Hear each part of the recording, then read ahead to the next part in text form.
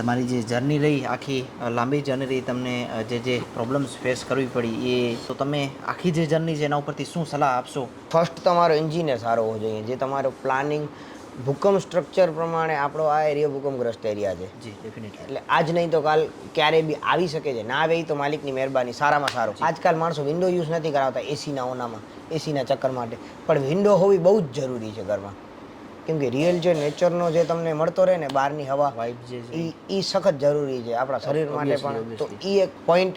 અને કન્સ્ટ્રક્શન વાળો સારો કારીગર તમારો જે કહીએ એ આપણે કન્સ્ટ્રક્શન વાળો કારીગર સારો હોવો જોઈએ કે, અને એના રેફરન્સ લેવા તો સૌથી, કે તમે કોઈ તમને એમ કહે છે કે મેં આની કને કામ કરાવ્યો છે, એની પાસે કામ કરાવવા પહેલાં એને 10 કામ કરેલા હોય ને 10 કામ ચેક કરી આવવાના. આપણા અહીંયા તો પર્ટિક્યુલરલી મને નથી લાગતું કે બધા જણા લખાણ કરાવતા હશે, સ્ટેમ્પ કરતા હશે, સહી કાચા કાગળ ઉપર લખી દીધો તો એ વેલિડ ક્યાંય નથી.